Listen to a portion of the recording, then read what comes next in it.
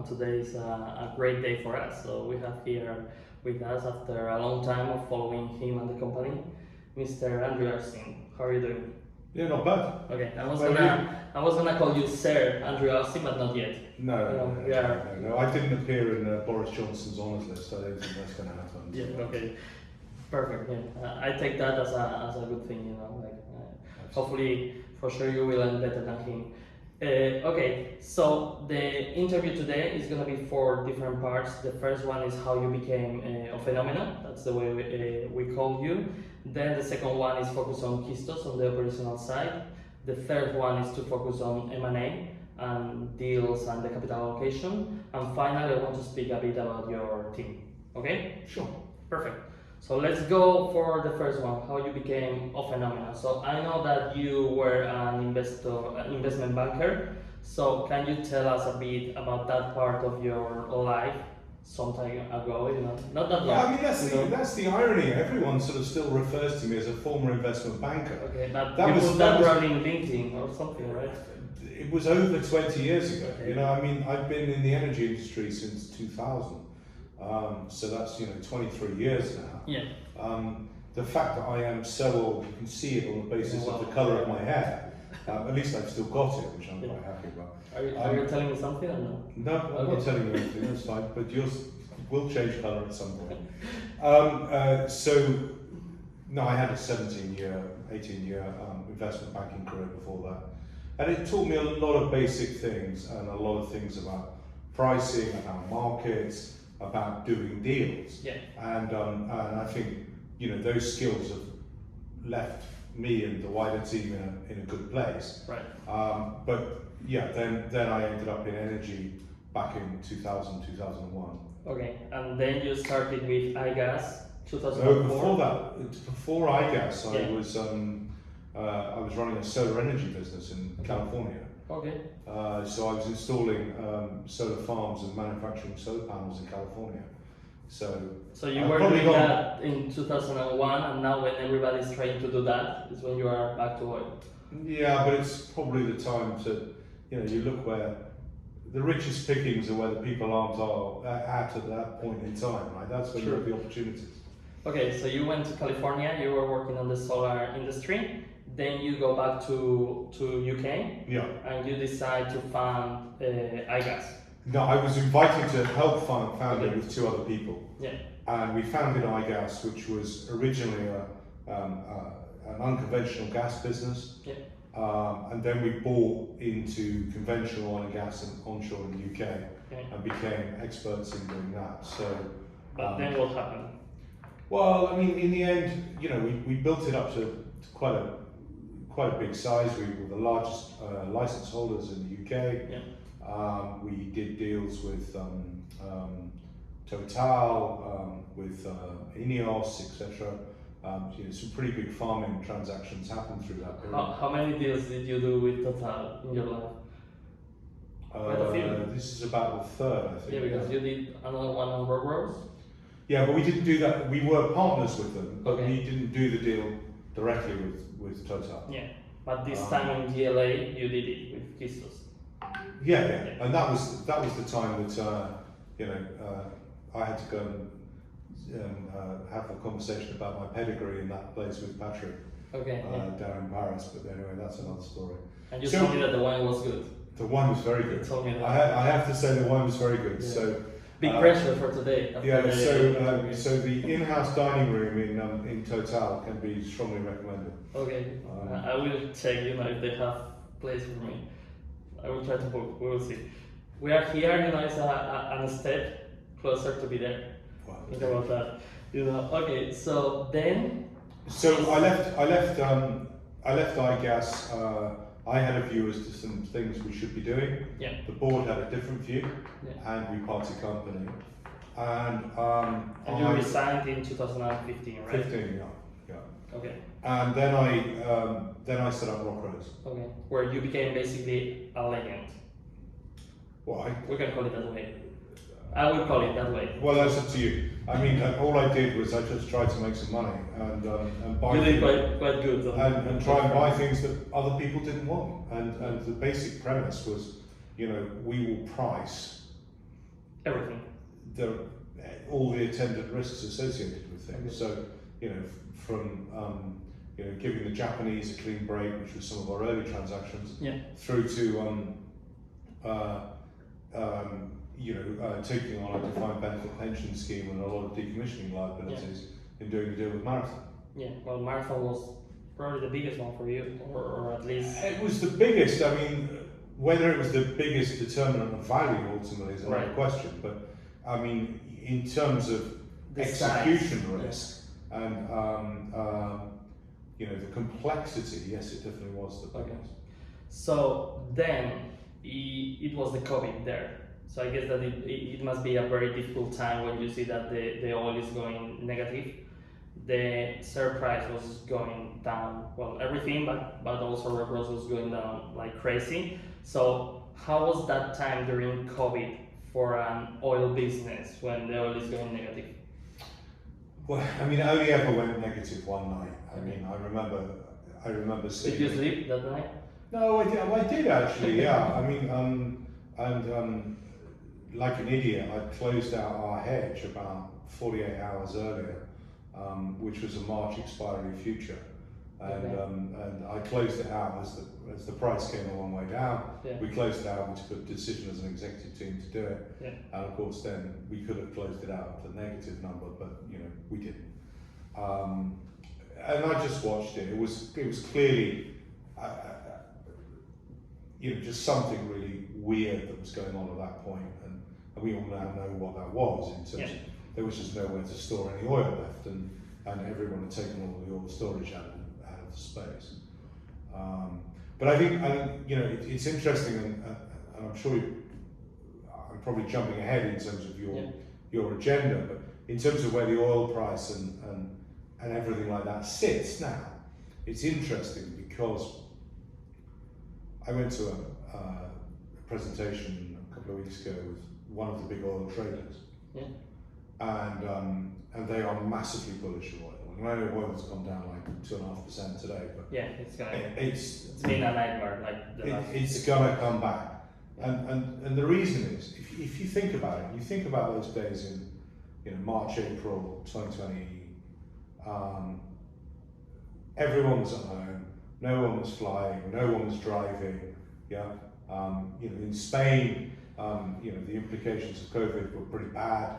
Everyone was locked at home, etc., etc. It was kind of crazy. And a lot of people died, and let's not forget all the people that died, because that was that was an absolute tragedy. But through that period, with all of that locking down of the world, oil consumption went from 100 million barrels a day to 90. And it also happened in 2008, right? Even all the way, no one went out, no one drove anywhere, no one flew anywhere. And still you have 90 million barrels. You were still consuming 90 million barrels a day across the world. And I think that is why I am significantly bullish on the oil price right now. And my question about that is are you more bullish on the offer side or the other way around in terms of the demand of the people? I think it's both, actually. I think I'm bullish that demand is not going to go down materially. Even if there is some recession, or do you see that as a kind of short-term risk? It's a very short-term risk, right? Because suddenly you see exports from China go down by 6 or 7%, and everyone goes, "Ooh!" and the oil price goes down by 3% or something, and you go, "Look, hang on, we had the biggest structural demand destruction you could ever imagine in COVID, and it only took global consumption down by 10 million barrels." And decline of any oil and gas field, whether it's ours or anyone else's or Saudi or whatever, is 6-7% a year. And people aren't investing. The cost of capital to invest in this space is really increased. Because a lot of banks, Lloyds and BNP Paribas and others, and HSBC are now not committing any funding for new projects, right? Well, even to existing projects, they're trying to widen their positions out on existing projects. So your WACC, your old style weighted average cost of capital of being an oil and gas company for a new development has gone through the roof. So, to your point as to which side, is it the demand or is it the supply? It's both. I The think demand is not changing and the supply is going to be curtailed just because you can't invest. Yeah, the way I see it is that the supply is not even that the big oil companies and countries are not investing today. The problem is probably 10, 15 years ago. I mean, there has been a lack of investment for a long time, and I think that people that is not in this business, they do not realize that you are putting the money today to get the barrels maybe in 2, 3, 4 years, right? So even if they start to put massively the money today, you're not gonna get the barrels tomorrow, right? So yeah, that's interesting. So okay, and then there is a point that the share price in rock rolls was really depressed during COVID, and suddenly somebody's coming, white knight as we call it in Spain. No, you're only a white knight if you've got a problem, yeah? So a white knight is if someone's bidding for your business that you don't want, and then a white knight comes in to rescue you from that situation. Perfect. We didn't need rescuing, we were fine.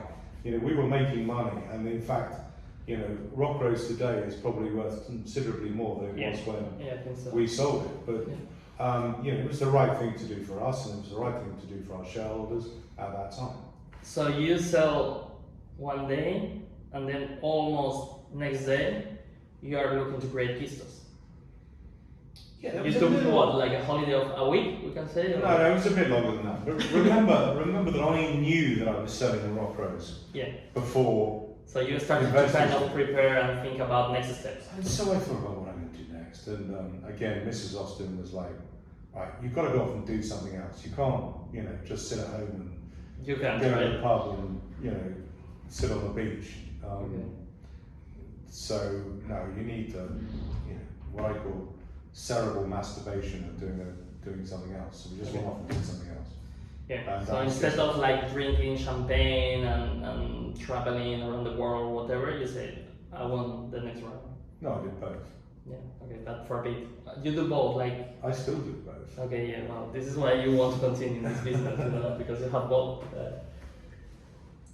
Okay, perfect. So going into Kistos, I would like to understand, because we know how it was in terms of buying the assets in Netherlands, then the price of the gas is going crazy, and then you are good, I'm not gonna say lucky, but good and talented enough to do a really good deal with GLA with Total when the gas price was crazy. Then for some people it's like nothing is happening here until you got Mime. So what I would like to understand is, like, so far all this time that you have been in Kistos, what do you consider that is the biggest success and the biggest, how we can call it, mistake? Yeah, we can call it that way. I don't think there's anything I would regard as a mistake. I mean, I think the 3 businesses we bought were the right things to do at the time for each of them.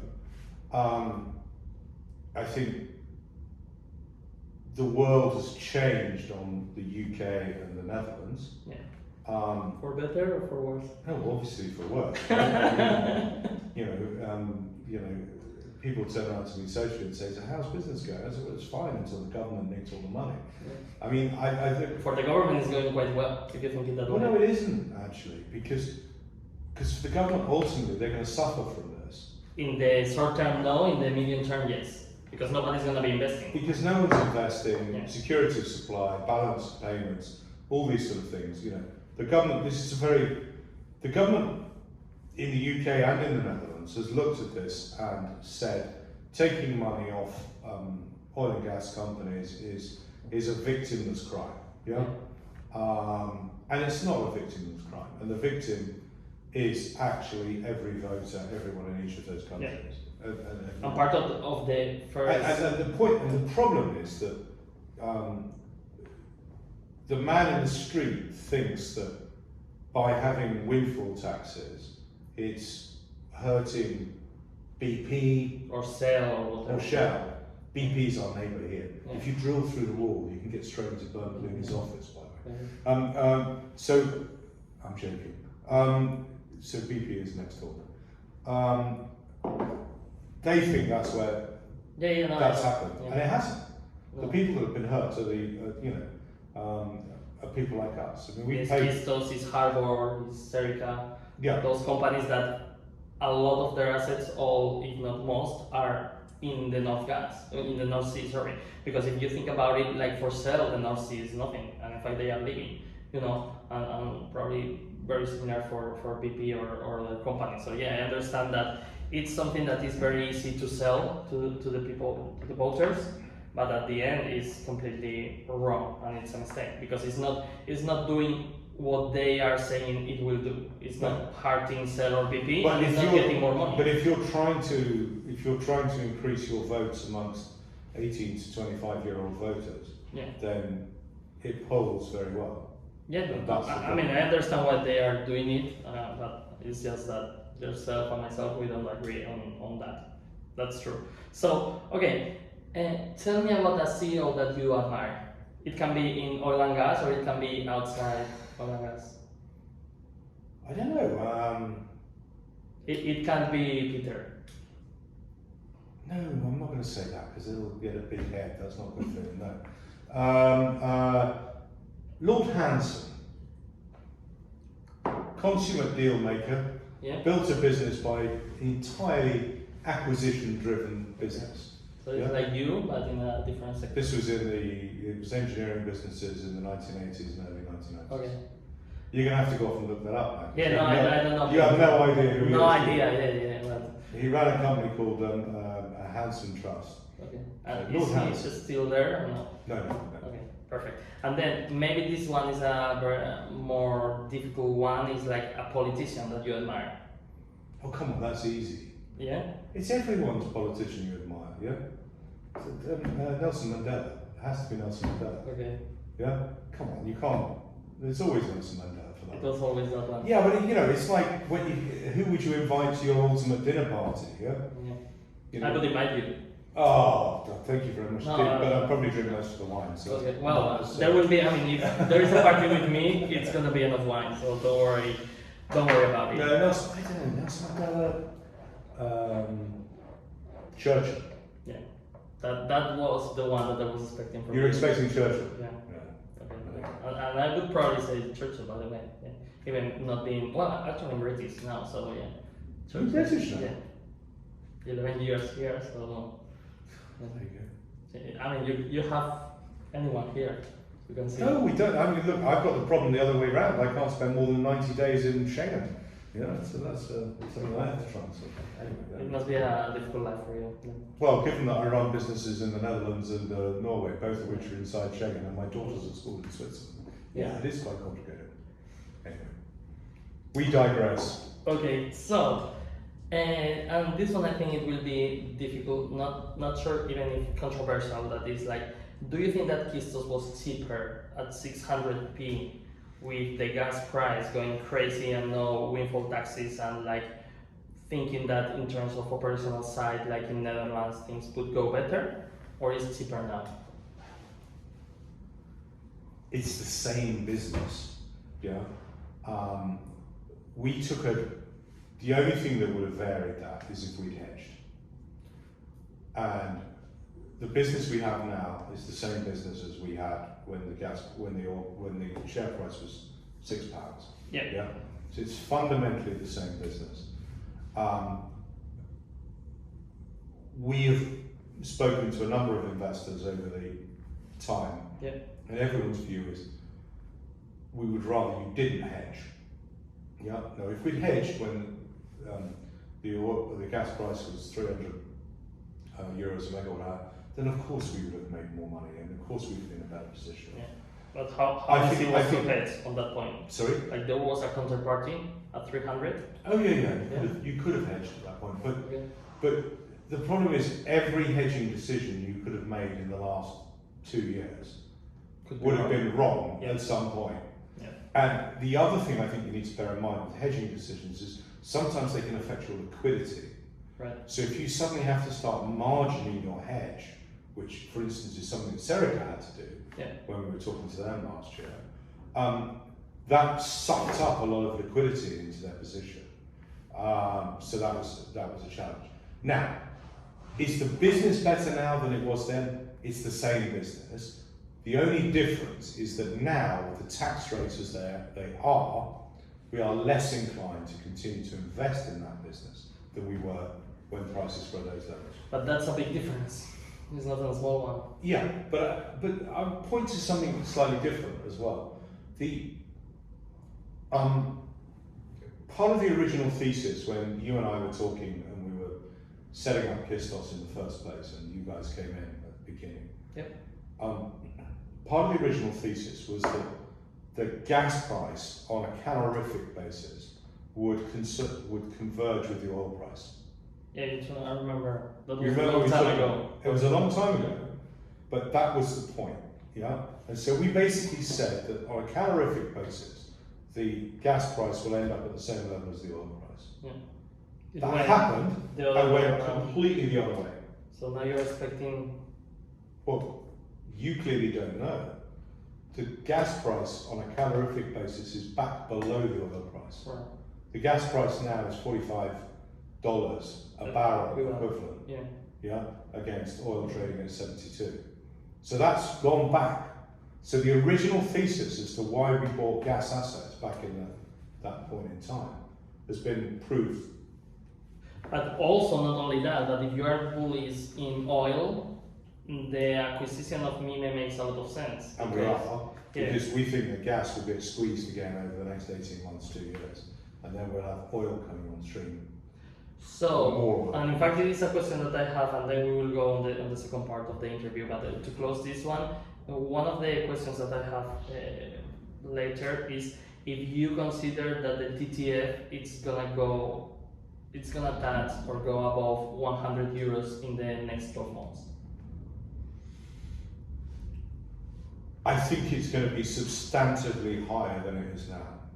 So whether it might flirt with going above 100, but I would expect it to be in the 70, 80 euro space this winter. Yeah. The problem there is that Netherlands will be taking a lot of money from what, 46 or so? 47, yeah. Yeah, but I mean, when I say TTF, I mean TTF and the equivalent and MVP is not that different. Yeah, that's true. Okay, so let's go on the second part of the interview that is purely the operational side of Kistos, okay? Netherlands first. Okay, I call it kind of bad news first, because in terms of the operational side, starting with Q10A. So the production in Q10A has been going down for a long time. So can you tell us what happened, if it's stabilized, and production in all oil and gas fields goes down, yeah? Right. Yeah. It's a question of what you continue to do in terms of infill drilling and stimulations and activity. Which you did already. Yeah, which we did, and it didn't go as well as we expected, and I've said that publicly. Yeah. I've said that to you directly. Correct. I think the thing about the Netherlands is we know that the gas is there and we know we can get it out of the ground. It's just a question of making the most efficient way of getting it out of the ground. Okay. We took the view that using the existing well stock was the right way to do that, and it was a cheaper way to do that. Yeah, and quicker in a way. And quicker. Yeah. And I think in retrospect we may have been better to have drilled some fresh wells. And maybe that was the biggest mistake in Kistos so far that I asked you before. Yeah, maybe, yeah. In my view. Yeah. The biggest and probably one of the few, to be fair. Yeah, maybe it is, and we should have done that. We've now gone off and reviewing that all with third parties, independent people, and working out what the right thing to do is. We have absolute confidence that the gas is there. What we don't have confidence is that we've got the right mechanisms of getting it out of the ground. So I guess that it will take some time to find a solution. Yeah, but that's fine because the gas price is down at the moment. So my question I turned around the other day and said, what about if we just turn everything off for a bit?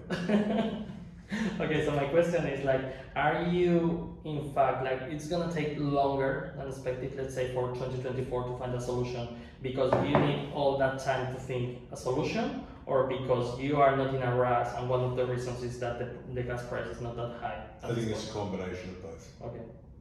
Okay. And also, I guess, the capex that you need to spend, that you need to consider.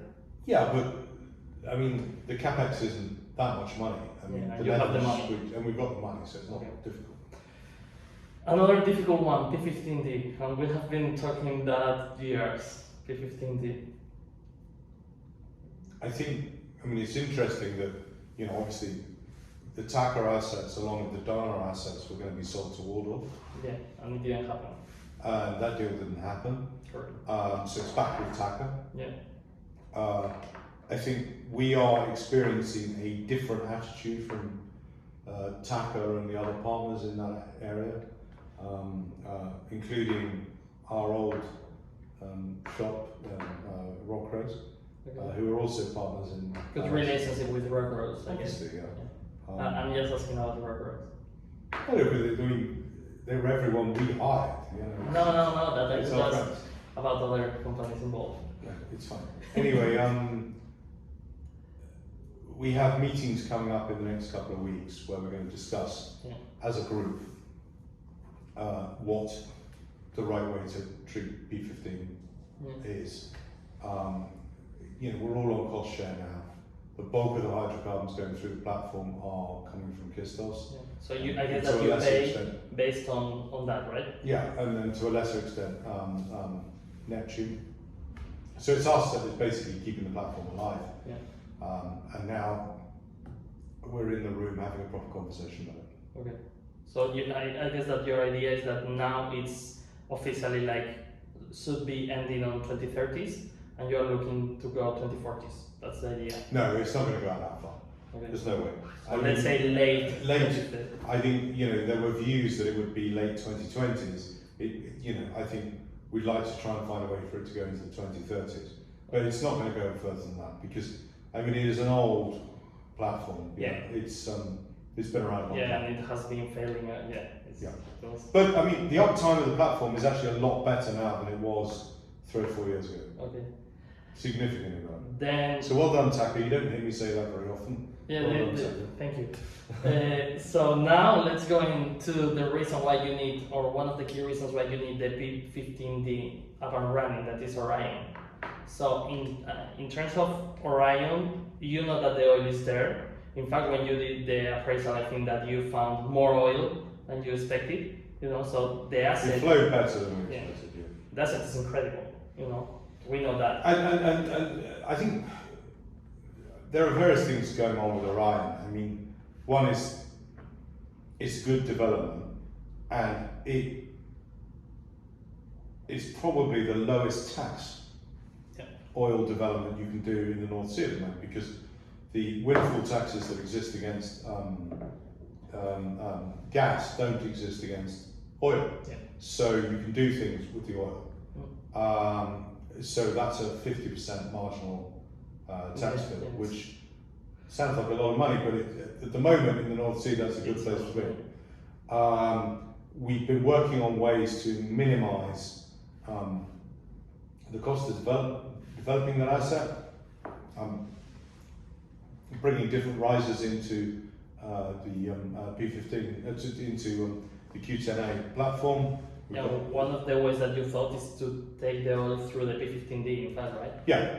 And that is definitely what we're looking at the moment. So, but you know, what we're not going to do is commit until we've got all of the permitting in place, because at the moment both the UK and the Netherlands are incredibly politically sensitive in terms of getting oil done. And they are for gas as well. I mean, you know, look at the issues that One Dias has had with its GEMS development. And even for gas, it's difficult. But for oil, it's even more complicated. So the question is like, how confident you are that you will get the permits? I don't know. I honestly don't know. But what I'm going to do is do the work and spend the money to do the permits.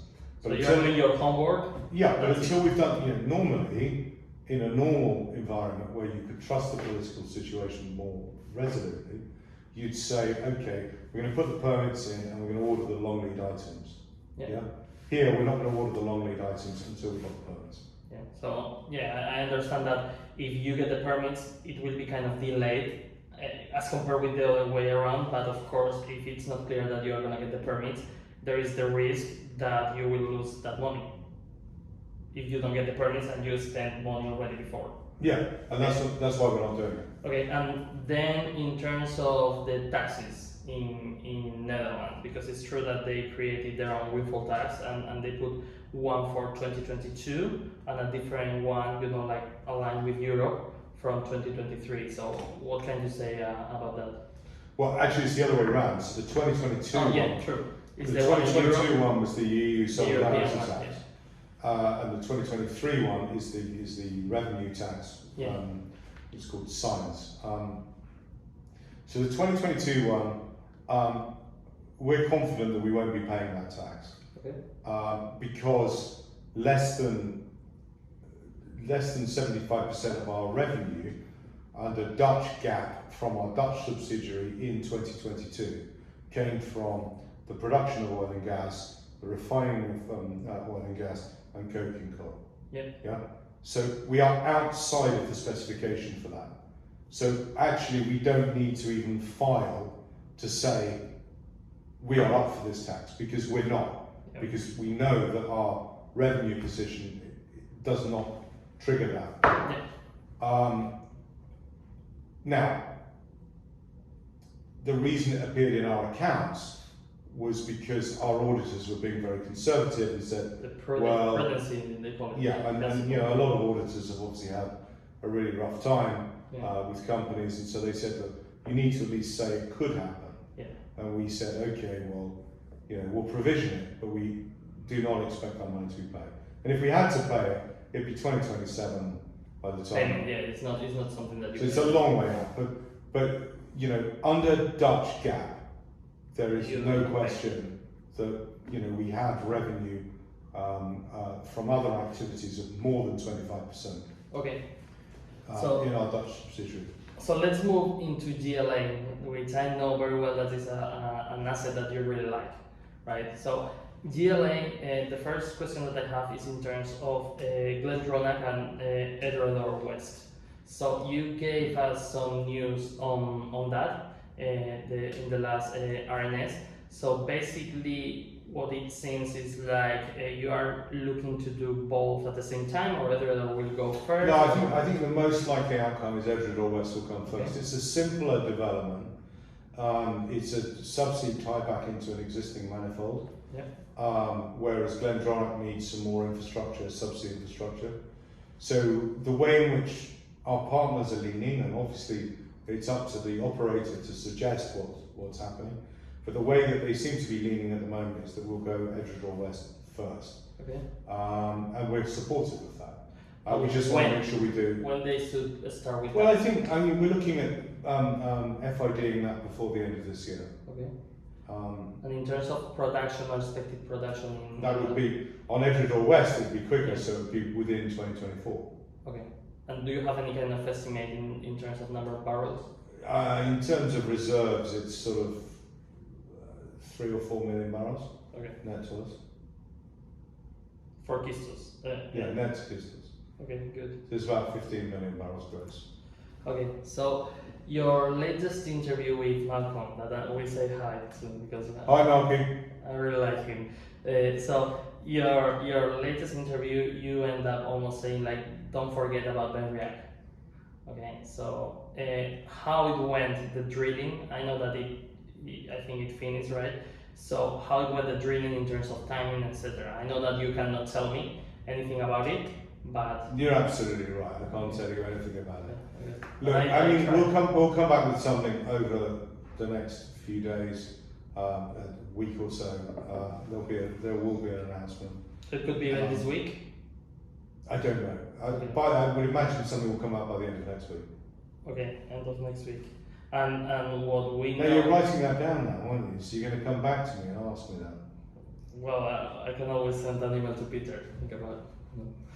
So He'll give you the same answer as I'm doing. yeah, no, but you can always try, right? So the thing is, like, in terms of timing, my understanding is that, like, with the ship, the boat that is doing that, everything went well, etc. Like, Yeah. operational side. But Okay.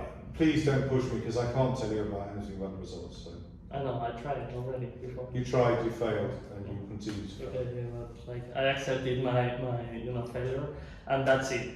Okay, so just to close on GLA, my understanding is that production-wise, in terms of production, you're quite happy with how the asset is performing. We're very happy with that. And also, I think one thing that people probably underestimated is the life of the GLA is entirely driven by other hydrocarbons going through the same, through the Shell gas plant and pushing out the life of the Shell gas plant. So we're very encouraged by the fact that Shell has bought into victory. It was a victory, right? Yeah.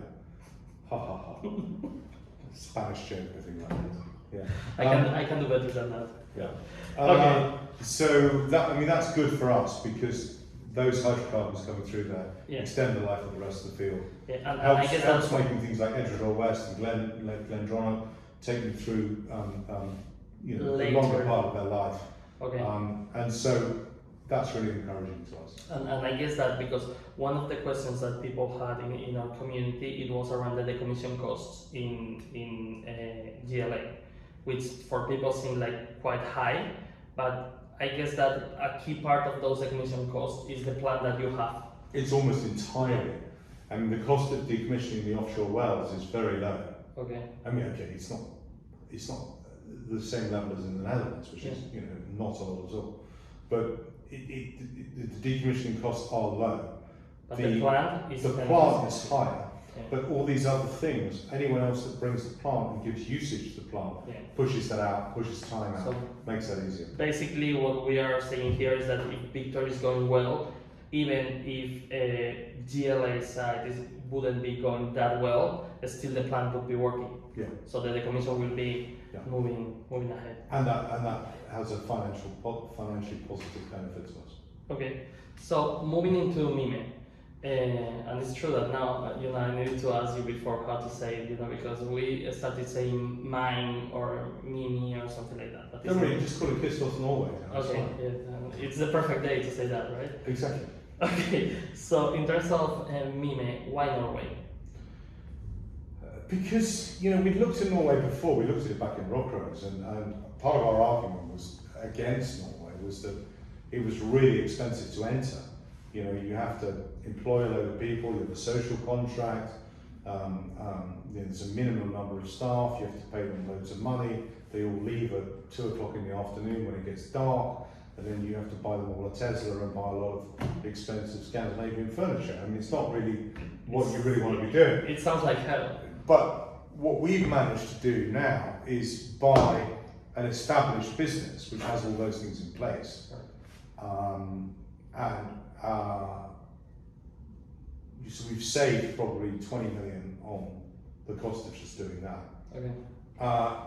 And then on top of that, it's got a good development.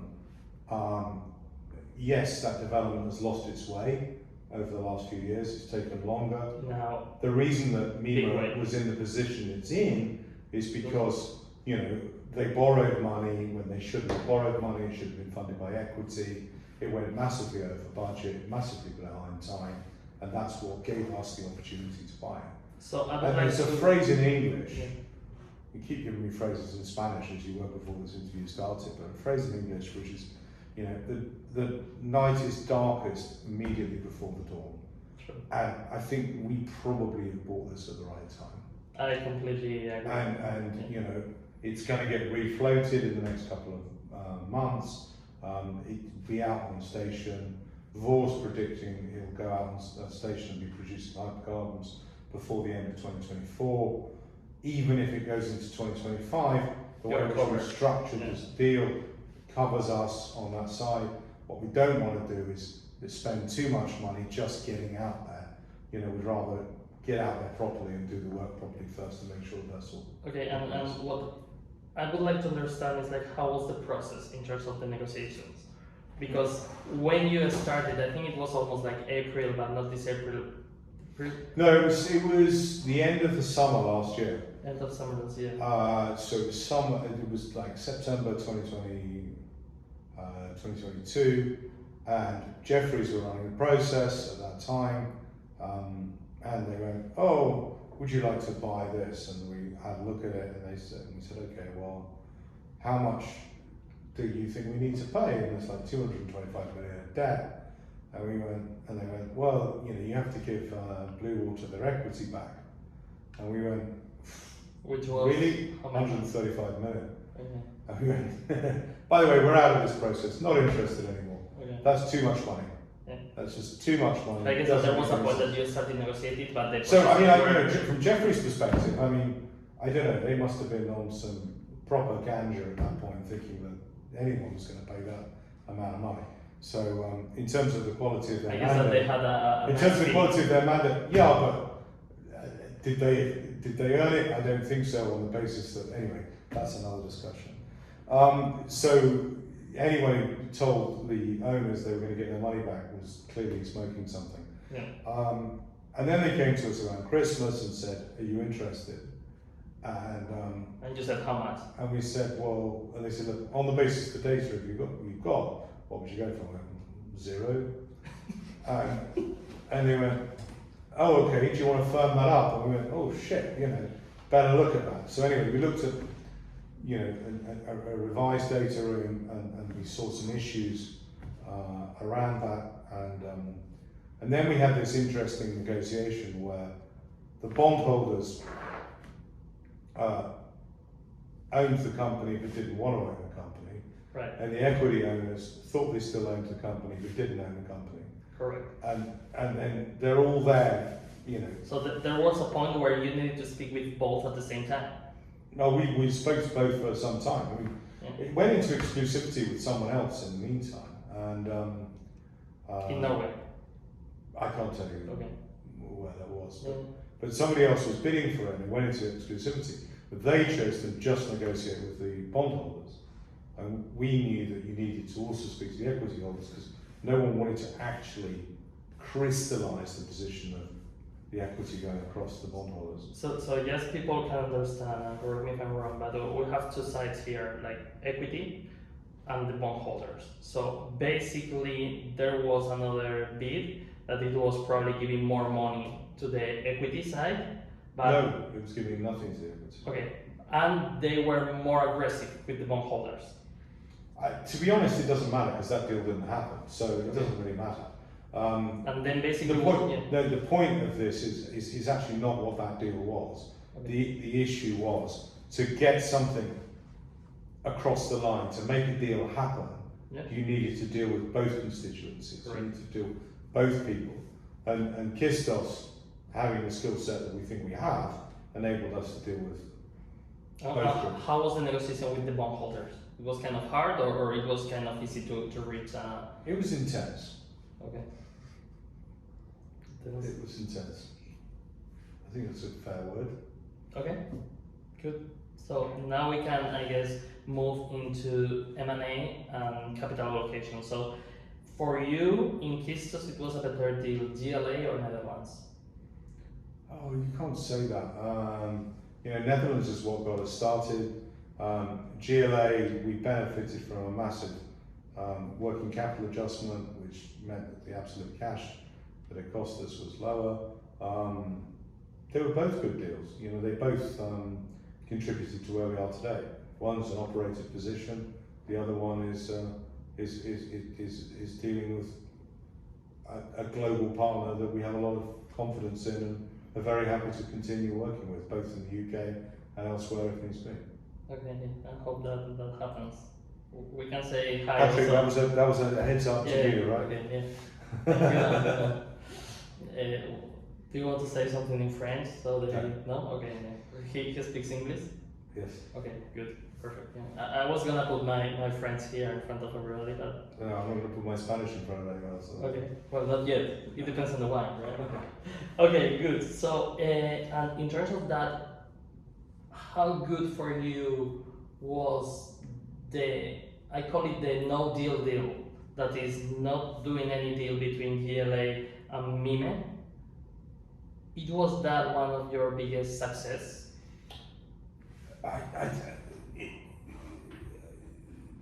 It was the right thing to do through that period, yes, because it was such a nonsense market. I mean, everything was completely up in the air. Gas price was in the air, and every transaction needs a willing seller and a willing buyer. Yeah. And people who feel that the transaction is right for both parties. Yeah. And when markets are that dislocated, which they were through that period, so in terms of pricing, it's very hard for one person to think that they've done a good deal and the other one to think they've done a good deal. Right. And actually, the best position to ever be in is, you agree a deal and it's done, and everyone feels a little bit fucked. Yeah? Right. Because then you probably got it at the right price and you've done the right thing. Right. But even although, when you look back at the GLA, we did a deal which allowed us to, gave Total access to a higher gas price if that was, it was almost like an anti-embarrassment clause, almost.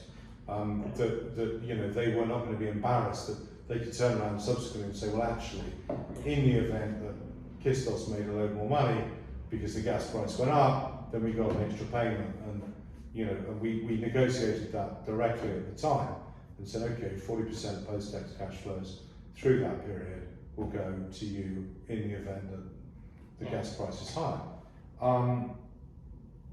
Through the second half of 2022, prices were so crazy that it wasn't even, and it's been proved, the fiscal risk through that period was enormous as well, with retrospect. So to try and draft anything that coped with all those situations would have been tough.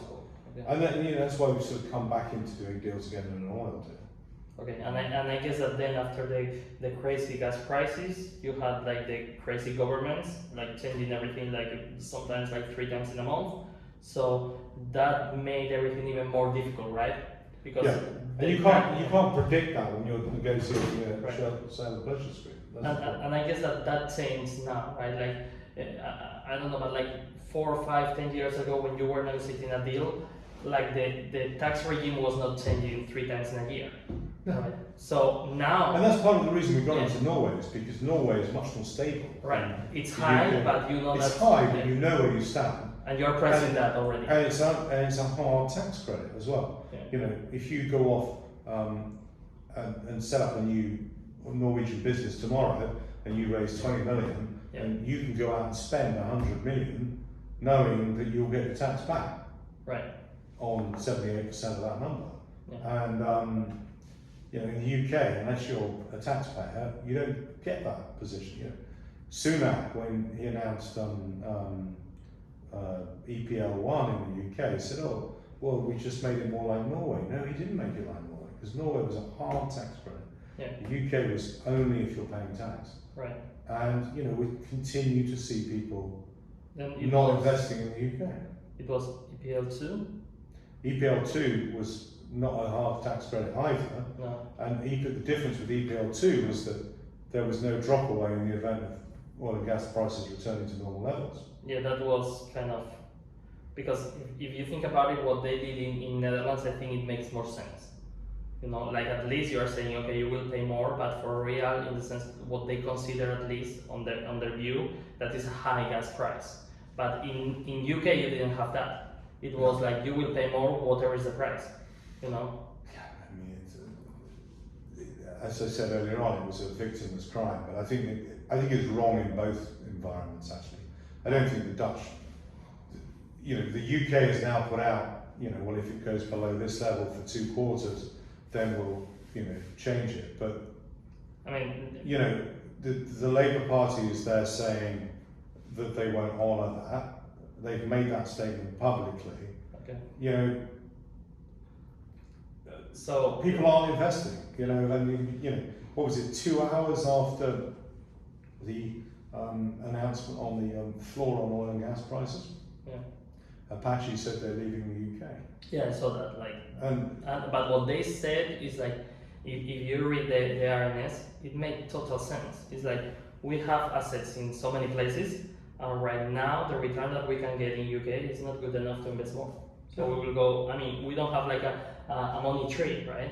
So the money that we have, we will spend elsewhere. So my question also is like, do you believe that the Labour Party will kill the UK North Sea industry, oil and gas, or that happened already with the third party? I think it's already happened. I mean, I think the UK is in a very, very difficult position for the North Sea. I think we've had two chancellors, arguably not one prime minister, just two chancellors, which is a bit like running a business with two finance directors and no CEO. Right. They've killed it, and the Labour Party, all they've done is batten down the lid of the coffin. Okay, and do you see any chance that things can get better, or is it just gonna get worse? I think there are small-scale deals that can be done. There are things that can be done to optimise where you stand. We're very keen to continue to invest in the GLA area because we already own the infrastructure, etc., etc. Yeah. But going out to do any big new developments right now. Look, I mean, I can sit here if I was a salaried CEO. I do get a salary. We are not gonna. Well, you're not the CEO. All right, that's right, I'm the chairman. If I was a salaried executive, I could sit here and go, I get 91.5% of my money back. I'm going to go and invest 300-400 million, as I was about to do earlier on this year, in the North Sea, in the UK sector, because I'm going to get 91% of that back, and I'll earn the money on the other side, even if I have to pay 75% tax. Problem with now is, if I do that as a salaried executive, I can, and then the tax rate changes because Labour come in or the government decides to change its mind again, I go, not my problem. Yeah, I did what I could. I did what I could, I made the right decision. I'm a shareholder. You're the biggest one. I am the biggest one, but I am a shareholder, and that is what matters to me most. Okay. Yeah, and I just can't take that risk given what the government's done over the last 6 months. So if the Labour Party is coming, let's say 2025, do you think that if they change the tax rate, is going to be taking out the rebates or increasing? Well, that's a stated policy, is that they will take out the rebate and increase the tax rate? No, they haven't said that. So yeah. there are three Labour Party stated tax policies. Okay. Yeah. One is ending resident non-dom status. It's a bit of an issue for you, I think. No. You're not resident. You're not non-dom. Okay. Second one is putting VAT on school fees. So public-private school fees. And the third one is removing the investment allowance. A lot of people think that it's stated Labour policy to remove the CGT, capital gains tax treatment, on private equity trail fees. Yeah. It isn't. They haven't actually said that, but they have said they will remove the oil and gas investment allowance. Okay. That's pretty dangerous. With all this that we have said, are you looking on any kind of potential deal outside the North Sea? Yeah, we're looking at things in other places at the moment. Also outside Europe? Yeah, we are looking at that, and it's not clear cut. We need to go up the curve a little bit in terms of understanding how other jurisdictions work and what the implications are. But we're not ruling it out. We're not ruling it in. But if we can't find a way to deploy capital efficiently, and by efficiently we mean like our own money, then we'll give it back to shareholders. So going back, that's what we did in Rockrose, and we'll do it again. Okay, so going back into that, in terms of capital allocation, what are you gonna do with that bond? Which bond? The one that you have in Netherlands, but not the part from Tulip. Well, yeah, Tulip. Well, if we redeem bonds in Netherlands, we'll probably redeem both of them. Yeah, because that's the way in which they're structured. I think it's highly likely that those bonds will get redeemed, but we haven't made that decision yet. Okay. Because then we can move capital more freely around the group. And the thing is, like, one of the covenants that you have is now in that bond is the one that is impeding you, for example, giving a dividend. Yeah. So you need to, if you are thinking about, let's say, going for dividends or buybacks or whatever, you need to call that bond first. Well, thanks for telling me that. I wouldn't have worked that out. No, well, it's of for course, for that's everyone. the situation. Yeah. Good. So in terms of, in terms of can I borrow your pen to write that down? Because I might not have known that. okay. Good. Yes, you're absolutely right. That is the situation. Yeah. So the thing is, like, in terms of giving money back to the shareholders, that is also giving money back to yourself as a shareholder. What do you consider at this point, with the current share price, more efficient? Dividends, buybacks, tender offer? I think all of the above are available, and we'll just work it out. Yeah. I think the only problem with buybacks and tenders is you actually can reduce liquidity further. Yeah. I think that's the only issue in that space, because there is already a lack of liquidity. So if you suddenly take 20-30% of the liquidity out of the market, because it's gonna be even more. It's going to be even more, and so I think there are issues around that. But we'll consider it and we'll work out the right way to do it. Okay, and then. And if you remember, in Rocco's we did both. Yeah, it's true. You had like an extraordinary dividend, and also you did a tender. Yeah. So the way that people can see it is like, if you are saying tomorrow, well, you bought back the bond, and then you are saying we are gonna give an extraordinary dividend. What people can think is like, you are not finding a way to do deals. That is what you are good at. Yeah, it just means there aren't. If we go down that route, it means that we can't find opportunities where we can maximise returns for shareholders. So, you don't just invest in Kistos, you invest in other things as well. I invest in other things as well. So, if I give you X amount of money back, you can go and make it work. But if I sit on that money because I think I'm really clever and I just wait around until the next thing comes along, which a lot of oil and gas companies have done over the years. Some of them start with a nest, right? Yeah, and I don't think that's the right thing to do. Because if I give you your money back and then you go off and do something else with it, and then you're happy, and I come back to you later and say, actually, could I please have some of that money back because I've got something really clever to do now, you'll give it back to me. Because I've trusted. Yeah, no, I trusted you and you trusted me. Yeah. And so, in the same way as, we treated shareholders well at Rocco's, and that is why raising money to do Kistos was easier than it had been previously. Yeah, no, I understand that there is a lot of trust on you and then later on the team. But, too many companies sit on the money. Yeah.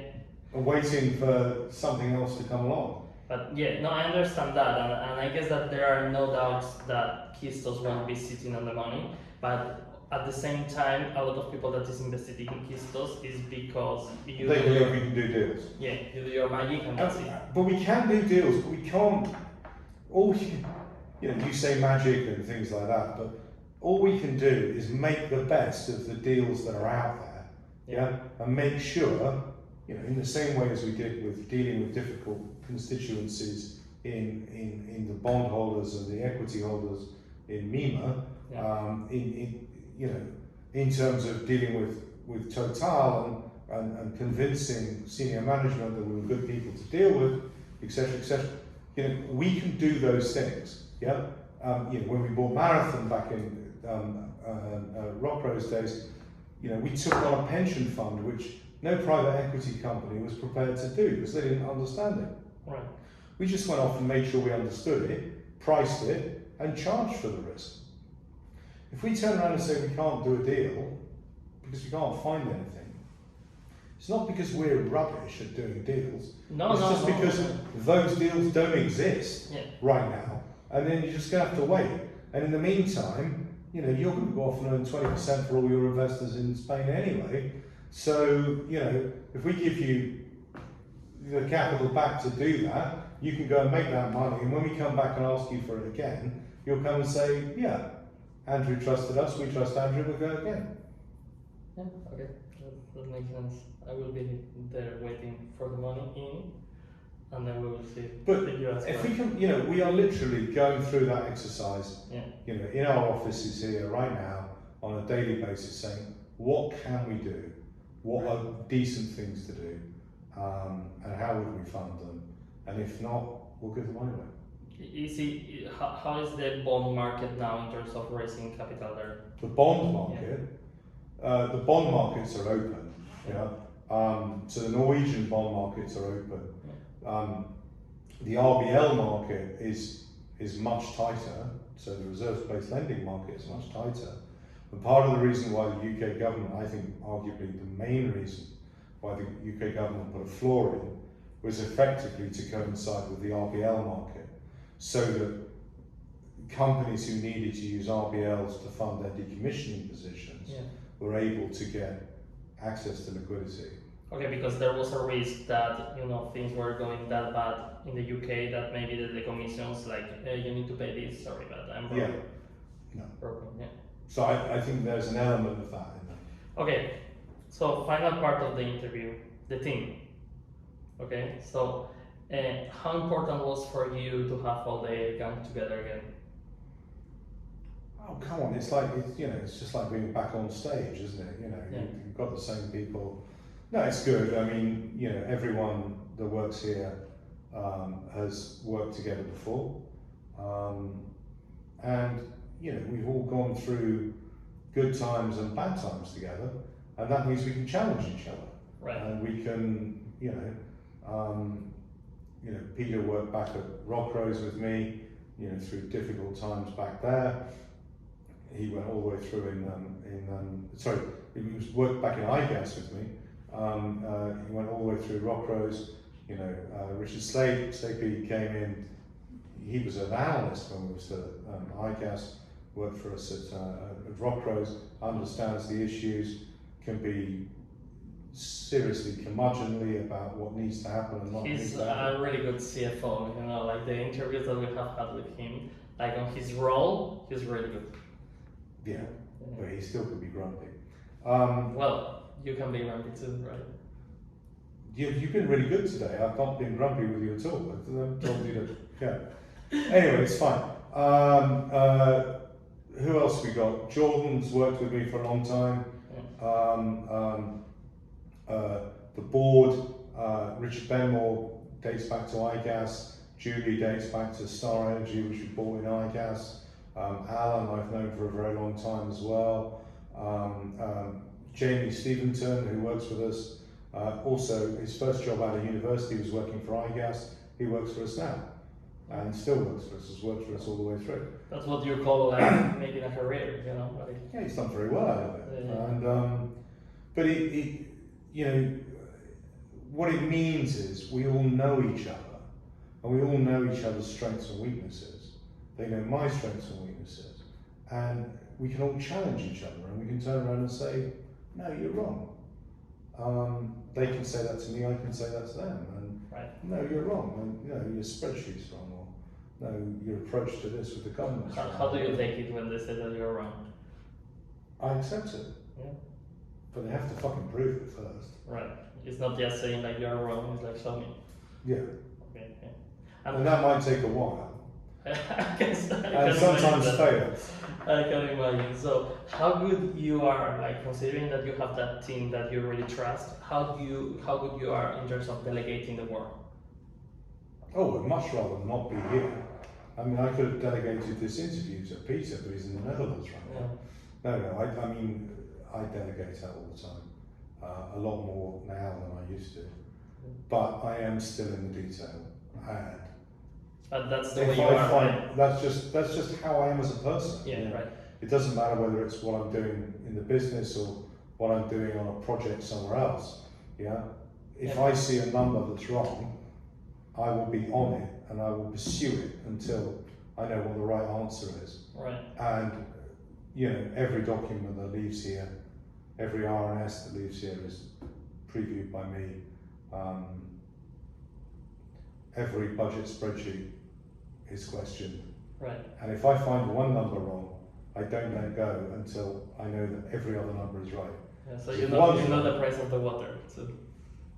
Yeah, but as long as they keep giving me some better video, it's fine.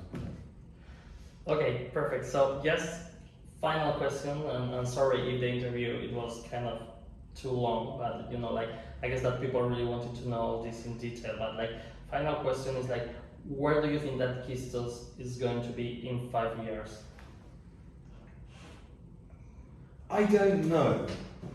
All I can say is that Rockrose is worth more money now than it was when I sold it 3 years ago. Yeah. So whether I sell it, whether we sell it or not, in the case of Kistos, it's going to be worth more money in 5 years than it is today. And if we choose to sell it and we come to the shareholders and say, yeah, we've got someone who's giving us value for it that we think is right for now, then we may choose to do that. But what we never do is run the business to sell it. We run the business to make money. Yeah, and for if the somebody's shareholders. coming with the right And if price, someone comes with the right price, we'll do it. trade there, hard. So it's not, I'm not going to give you the answer you want, which is, oh, it'll have been sold by then and I'll be sitting on a beach. What I can say is Kistos will be worth more money in 5 years' time than it is today. Right. Whether or not It's we as a team own it or not, I don't know. Okay. Yeah? And that will be a function of whether other people see the value that's in the wider portfolio now. And yeah, there's a high, I'll give you one interesting statistic, which you might be surprised at. Our UK business is worth more money at the floor price that the government has put on EPL than it does at its current price. I know, yeah. Oh, you worked that one out? Yeah, I know because, well, we have Raul, you know, so Raul is one of the founders also. Hola Raul, I need to say Hola. that. But he was telling me that, and he's like a very kind of logical person, and it's like, sorry, but I don't understand how this is possible, what they did, you know. No, but I mean, there is a basis where, Okay. you know, it is possible. Because basically, if you're being taxed 40% on a number up to here, and you're taxed 75% up to here, it can be worth more than a low number. So I think that really underpins the value of Kistos as it stands today. Yeah.